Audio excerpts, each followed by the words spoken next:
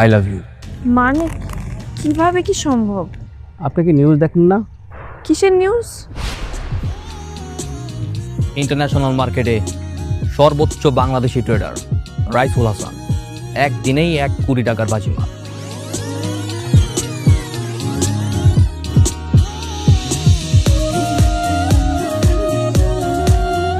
ভাই টাকা পয়সা তো কম ইনকাম হইতেছ না, কামে তো লাগাইতে পারতেছি না।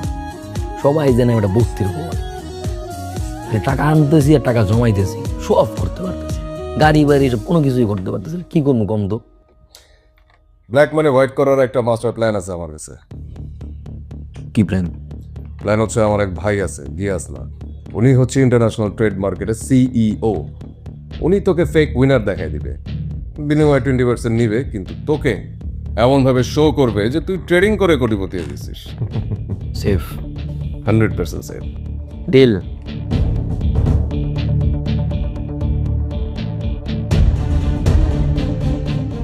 এখন আমি আর সেই বস্তির ছেলেটা নই। এখন আমি বাংলাদেশের সবচাইতে ইয়াংগেস্ট ট্রেডার, যে সবচাইতে কম সময় দ্রুত ট্রেডিং করে এত টাকার মালিক। আই হোপ তোমার বাবা মা এখন আমার রিজেক্ট করবে না। They must be very happy যদি আমি তোমার বিয়ে করি।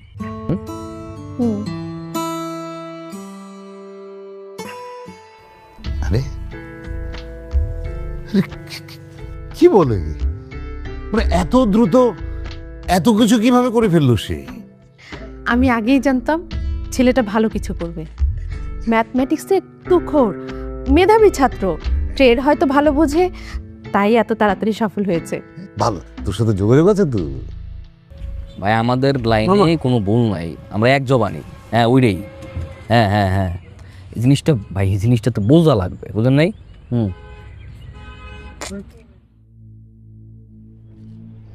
কি কি করলেন এটা মামা? তিনি দাঁড়ান, আমি ওনার চা খাই না, সময় চেঞ্জ হয়ে গেছে। হ্যাঁ যেটা বলতেছিলাম, আগে তো প্রতিদিন আমার দোকানে এসে খাইতেন, আজকে আপনার কটা টাকা হয়ে গেছে দেখে আপনি আমার ভুলে গেছেন। শোনে ও হ্যাঁ দেখতেছেন ইম্পর্টেন্ট কথা বলতেছি, সরান তো সরান।